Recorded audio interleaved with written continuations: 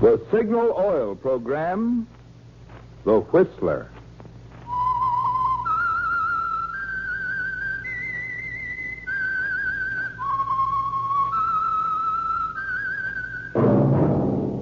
That whistle is your signal for the Signal Oil program, The Whistler.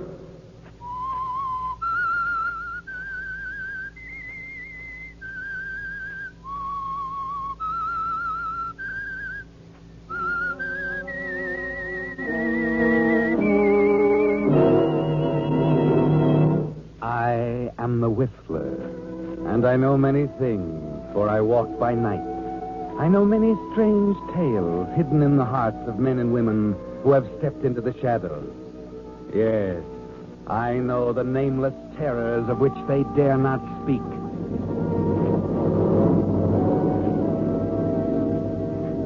Yes, friends, it's time for The Whistler. And remember, let every traffic signal remind you, with new Signal gasoline, you do go farther than ever. Look for the familiar big yellow and black circle sign that identifies those popular Signal service stations throughout the West from Canada to Mexico. And now, the Whistler's strange story, The Sellout.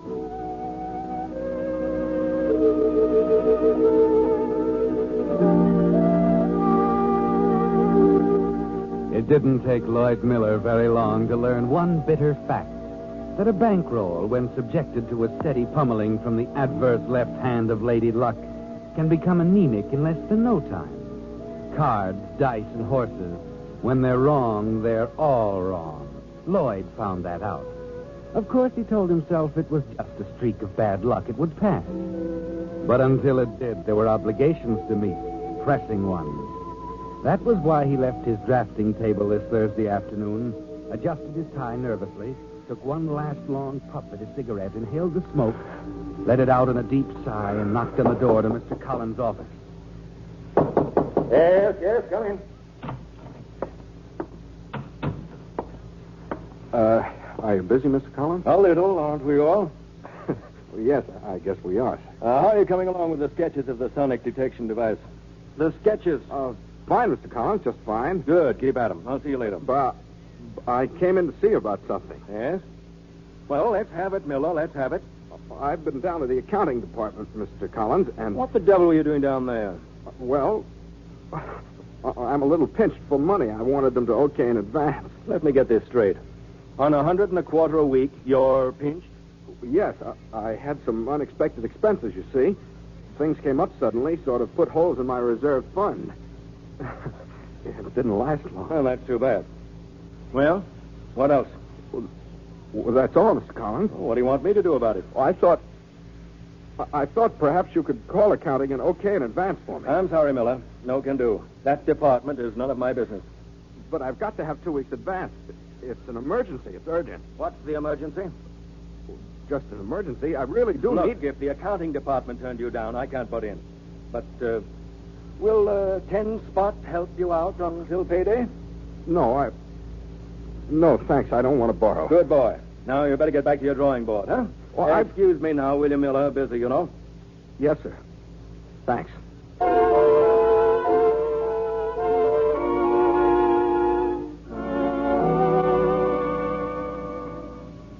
That was bad, wasn't it, Lloyd? Turned down. And you do need money badly. You've got 75 cents in your pocket. That's all. And that evening you walked the streets trying to figure some way out. But there's only one way. And that's to get some money. But how? How? You're still thinking about it as you let yourself in your flat. The flat you owe 2 months' rent for. You open the door. Barsman. Close the door, Miller. How'd you get in here? Your landlady let me in. Charming woman. Likes to talk. Seems you owe her 2 months' rent, Miller. Well, she knows I'll pay her. That's what I mean. Charming. Maybe overconfident, too. I'm in a spot. I know it. Ever see this before? It's my IOU. I'm glad you don't need glasses. Only a calendar. Huh? I've had this IOU for 6 weeks now. Getting tired of looking at Well, it. you can afford to wait, can't you? It's only $500, Barsman. I'm going to pay it. All I need is a little... Hey, what you need, Miller, is a little convincing. About welching on bets, I mean. I tell you, I'm going to pay it. Sure you're going to pay it. Now, wait a minute, Barsman. You... No, that rough stuff doesn't go anymore. You won't get by with it. You've been to too many movies, Miller. I'm not going to toss you in the river. You had me going for a minute. I thought you were serious. I am. Huh? Nowadays, it's much more effective and safer. For example, you wake up Monday morning, or any morning for that matter. You're feeling fine, swell. Then, that night, you're in the hospital for a long stay. When you get out, you're a little hard to recognize. That way, a lot of other Welchers can see the horrible example. They think twice before sticking the big, bad gambling house owner with a bad IOU. Barsman, I'll get it for you. I swear I'll get it for you. I just had a run of bad luck, that's all. But you're first. You'll get the $500 before anybody else. Shut up and listen. I didn't come here to collect the money. I came here to give you a break. Break? Uh-huh. From what I hear, you're a draftsman at Brewster Electronics, right? What's that got to do with it? I got a friend who'll pay $2,000 for the sketches of the new sonic detection device. Are you crazy? That's government stuff. Secret. Sure. And you're in just the right spot to make them a little less secret. What do you know what you're talking about? That's a term in federal prison. If you get caught. Well, how can I help getting caught? Listen, how big are those sketches? Well, just regular-sized paper, but they're only pencil sketches. That's perfect. It's perfect for what? For sending them through the mail? Oh, no.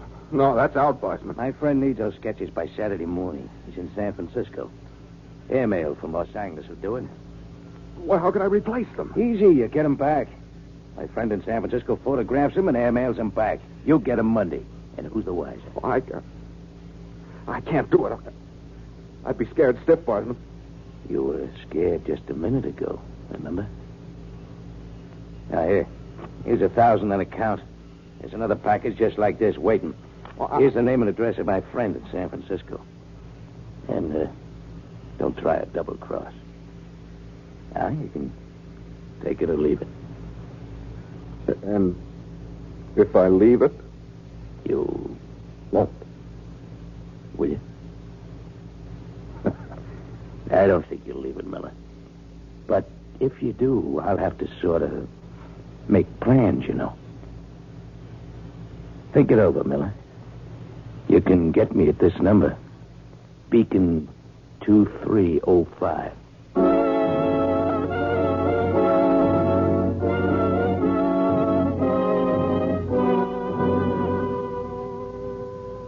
Yes, Lloyd, think it over.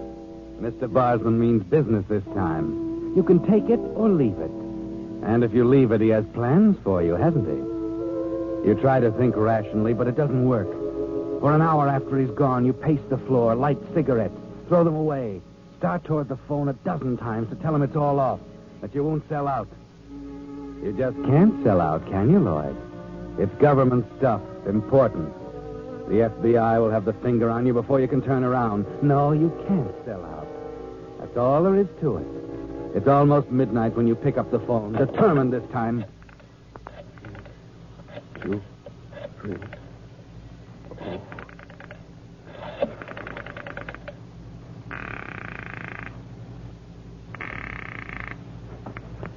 Yeah? Barsman? I am, Miller. Now, what's it gonna be? Well, Listen, Barsman, Go ahead. Okay, I'll do it. Give me the address in San Francisco. I knew you were my boy, Miller. Bought and paid for.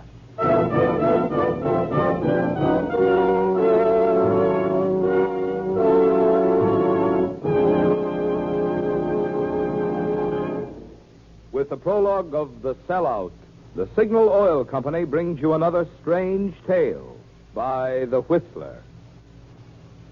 You know, friends, this afternoon while I was looking over one of the new model cars, I was particularly impressed with the results of modern engineering. Through clever streamlining and the elimination of unnecessary weight, they not only increased speed and pickup, but they also increased the gasoline mileage. Well, it occurred to me that's the same thing modern engineering has done for Signal gasoline. When scientists rearranged the atoms in gasoline molecules to put increased power into new Signal gasoline, they not only gave you quicker starting, faster pickup, and higher anti-knock that makes even vintage model cars feel young again, but they also achieved a bonus of extra mileage. After all, it's only natural that the gasoline that gets the most efficient performance from your motor also helps you get the most miles per gallon. Well, that's an important point to remember. It's power, the same power that gets extra driving pleasure from your motor, that now helps you go farther than ever with new Signal gasoline. And now, back to the Whistler.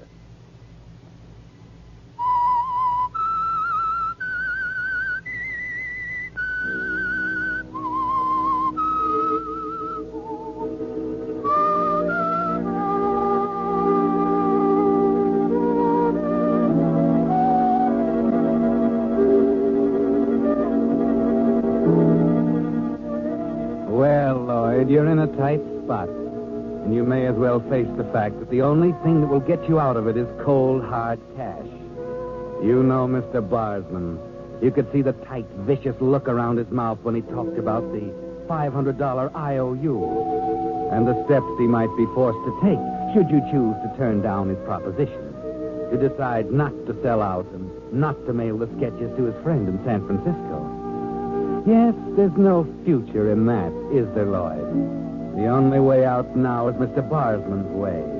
And as Friday morning wears on, you work on the sketches at your drafting table, carefully penciling in the important details.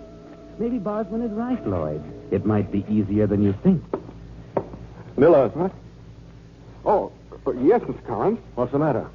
Oh, nothing. I didn't see you come up. I was kind of busy. Let me take a look at those sketches, will you? Well, yes, go right ahead. Oh, not bad, Miller. Better outline this relay a little more clearly and pencil in the tube numbers. Okay, I'll do it right away. When do you think you'll have them ready for photostat? Oh, Tuesday at the latest. Tuesday it is. Oh, Pat, wait up there a minute. Oh, Mr. Collins? Yes? Do you think you'll be wanting to see these any more today? Huh? Why? Why'd you ask that? Well, I thought I'd ink them fast and get what I have to photostat. Well, all right, I'll let you alone with them. Thanks. Thanks, Mr. Collins.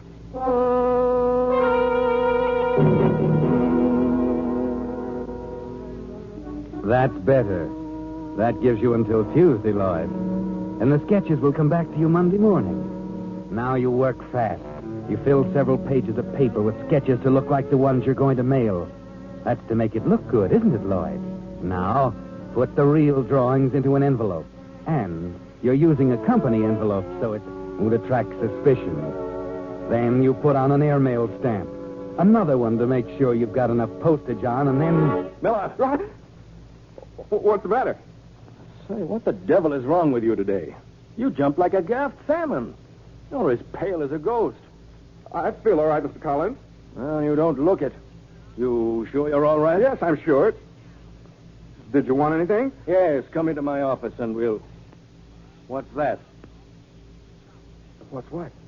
Oh, a letter, huh? Yes, a letter. It's to my sister. I haven't written to my sister for a long time, and I thought... Using company envelopes, eh? Well, it was the only one I had. Well, don't make a practice of it. Now, come along. Yes, sir. Better bring the letter along. Bring it along? Yes, bring it along. One thing you've got to learn, especially if you ever expect to get married. Never leave an unmailed letter laying around. You can mail it from the chute in the corridor. Oh, I can mail it later. There's no hurry, really. Come along, Miller. Don't be one of those fellows who walk around with unmailed letters in their pockets. What I want to see you about won't take long, Miller, and there's the chute. Go ahead, mail it. Oh, but I... Go ahead, man. Now, what's the matter? It's a little too big for the slot. What did you do, write a book? Oh, I'll take it downstairs later. We don't... Wait. No wonder you can't get it in. You've got it crumpled. Here, give it to me. Oh, no, I'll take it later. Give it to me. There. That did it. Now come into my office. You're as jumpy as a cat. Sit down. Yes, sir. Miller, you're a good man. Thanks, Mr. Collins. But you're a little slow. Slow? Yes, apparently too slow for Uncle Sam. The inspector's coming Monday to look at those sketches of the sonic device. Monday? But I said I couldn't possibly have them ready until Tuesday. I can't have them before then. Well, don't get so upset about it. We'll show him what you finished and explain the details of the rest. Well, will he understand? I mean, it's a pretty complicated thing. He'd better wait until we can get the photostat. He's an inspector, Miller. You know him, McVeigh from Washington. He knows the score. McVeigh? Yes, that's right. I've got him a room at the Continental Hotel. He's flying in Monday morning.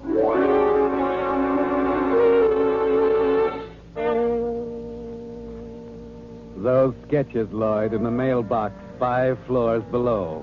You've got to get that envelope before collection, and there's one at noon. What time is it now? 11:58. You press the button for the elevator, and then you remember the cars are crowded at noon, stop at every floor. You take 5 flights of stairs at breakneck speed into the lobby and the big brass mailbox at the end of the chute.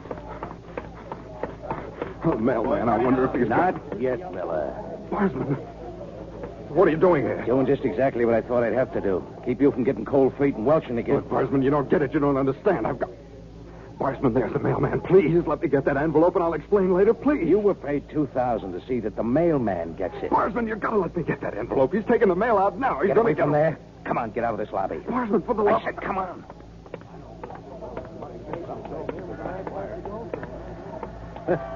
You certainly chilled off fast, Miller.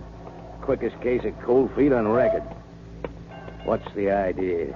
An inspector's coming Monday to look at those sketches. Monday? Yeah, the inspector's coming in the morning. What'll I tell him? What'll I say? It's up to you, Miller. But if those sketches aren't in, they'll know I took them. I'm the only one who handles them. They'll trace them. They'll find out where they went. It'll be a job for the FBI. They'll get to you. I've seen them pick up a colder trail than this. And suppose you're fixed so you can't talk. You can even do that and they'd get to you. I've seen them do it, Barsman. Yeah. Maybe you got something there. What's this inspector's name? Oh, McVeigh. You know him? Well, yes. Find out what hotel he'll stay at. Well, I already know that. The Continental. Then what are you worried about? We delay him until we're sure the sketches are back. Look, Barsman, he's a government man. He can't do anything. Shut up. Now, listen, there won't be any rough stuff. He'll be delayed until we're sure the sketches are back. You sure you can work it? Sure I can. But you got to be at the Continental Hotel Monday morning when McVeigh gets there. But why me? Because you know what he looks like. I don't. Just give me the tip. I'll take care of the rest.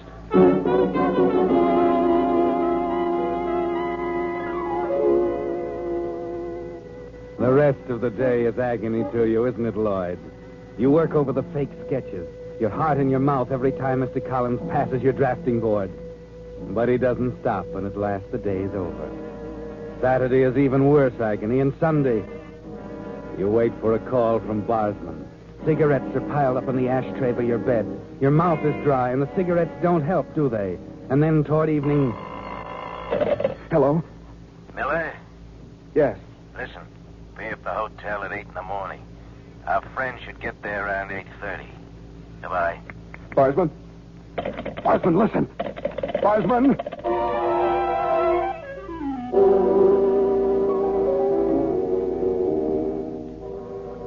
That's all, Lloyd. Just be at the Continental Hotel at 8 in the morning.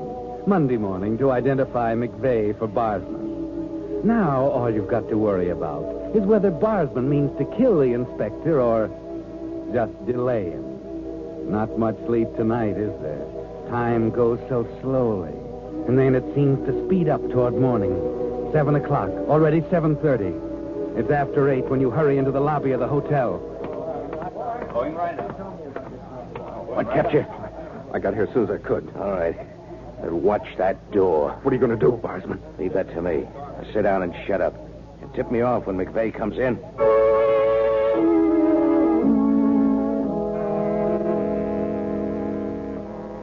So you sit next to Barsman and try to read the newspaper. But the page is blank, isn't it? And the door to the hotel, it seems so large, so very large. Why, 1,000 people could come through it and you'd miss McVeigh, never see him. It's after 8:30. More and more people come in. You can hardly look at them all. Is that McVeigh? That man in the gray hat and blue suit with his back turned, walking toward the desk so you can't see his face. But you've got to, because he walks like McVeigh. He might be McVeigh. Barsman, that man. Gray hat, blue suit at the desk. Oh, you idiot. Why'd you let him get that far? Get over to that desk before he gets away. Well, you could check the register. Let the clerk identify me. Not me. Go ahead. But he might see me. Listen, if you don't get up there in 2 seconds, I'll take my chances by putting you where you can't talk. Now, go on. Well, All right.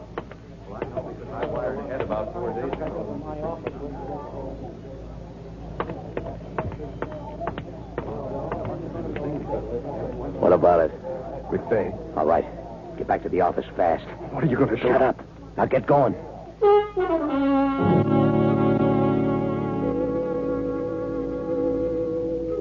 You're sure now it'll never work. And all the way back to the office, you fight the urge to run away, to forget about the whole fantastic plan. Somehow you manage to get a hold of yourself and appear nonchalant as you take the elevator to the 5th floor and walk across the office to your drafting table at the end of the room.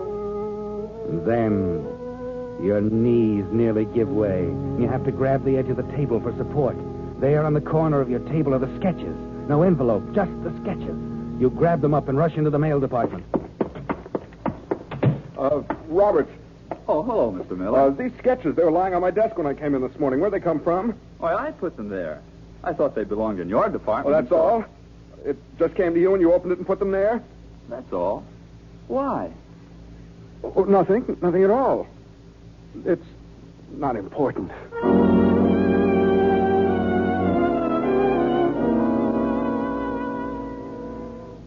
Well, things are looking up now.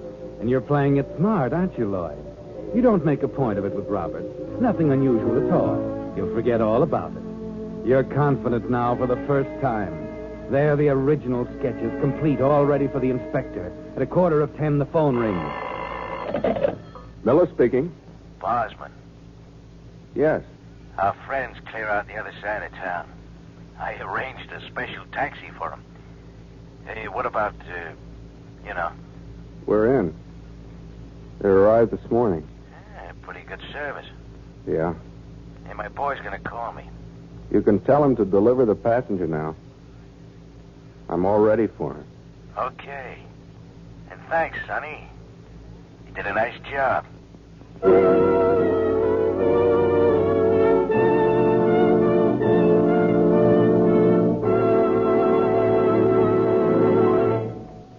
The Whistler will return in just a moment with the strange ending of tonight's story. But now, since your mind is all sharpened up for a good mystery, suppose you try solving this little riddle. What are 5 important points on a car that the driver seldom ever sees, if at all, but other drivers and pedestrians see them every time they're used? Got it? Of course, they're the headlights and taillights and stoplights. You can't see them when you're behind the wheel. When you get out of the car, you turn them off, which probably explains why 51% of the defects found in the recent police traffic safety check were faulty lights. Now, friends, right there is just one of the little ways in which your signal dealer can be of extra service to you. He'll be glad to test your lights. And if one of them is out, he'll install a replacement bulb before you can say accident. Maybe your windshield wiper blade is worn and leaving streaks. In just a few minutes, your signal dealer will install a fine new blade for safe, clear vision. You see, signal stations are much more than headquarters for Signal's famous Go Farther gasoline and that great new Signal Premium Motor Oil. Stop in. Wherever you find the big Signal Circle sign in yellow and black, there you'll also find a complete line of services and accessories to help your car run better, look better, and last longer. And now, back to the Whistler.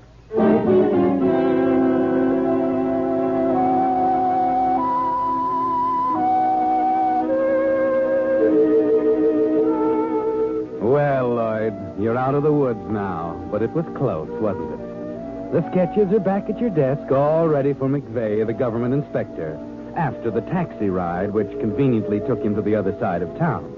A taxi Mr. Barsman arranged for him at exactly the right moment. Yes, you can relax, Lloyd. For the first time in 4 days, you can relax. At 11:15, Mr. Collins called you into his office.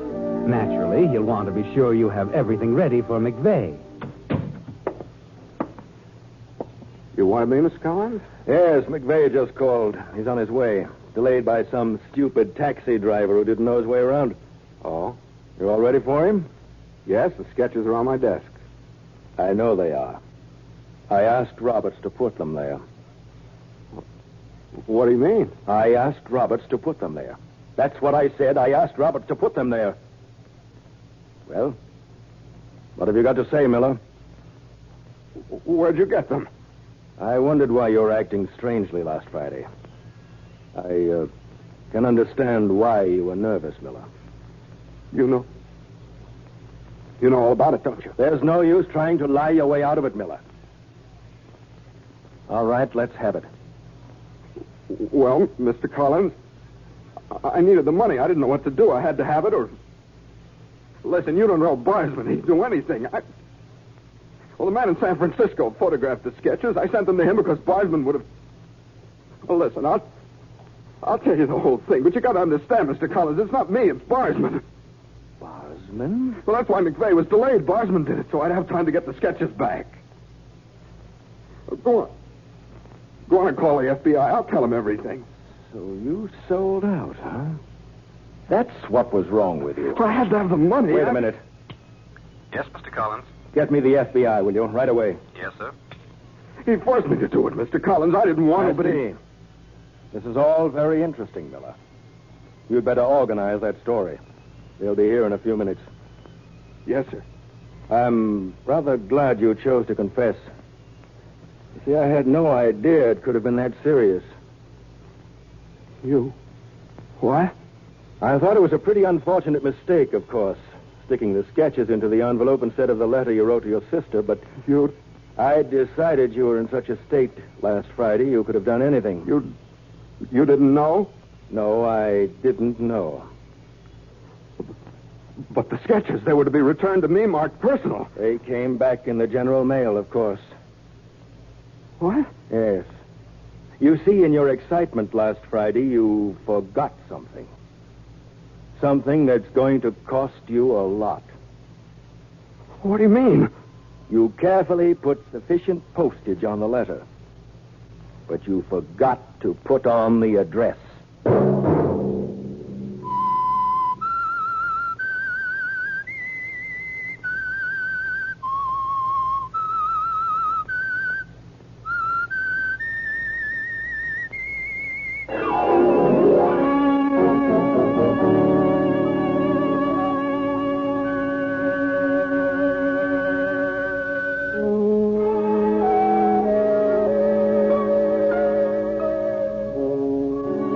Monday at 9 o'clock, The Whistler will bring you another strange tale. The Whistler is broadcast for your entertainment by the marketers of Signal gasoline and motor oil and fine quality automotive accessories, and by your neighborhood Signal dealer. Featured in tonight's program were Elliott Lewis, Jack Moyles, and Charles Seal. This program, produced by George W. Allen with tonight's story by Russell Hughes, music by Wilbur Hatch, is transmitted to our troops overseas by the Armed Forces Radio Service.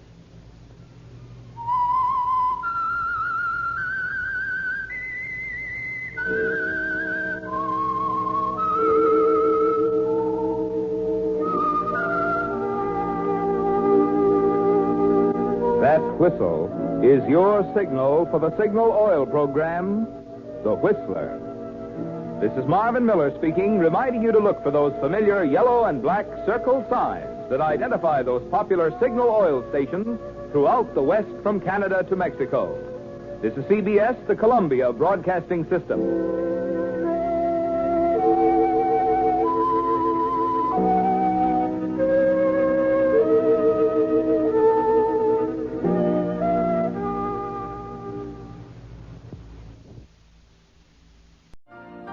You've been listening to the OTR Gold Network. Find more classic radio at otrgold.com.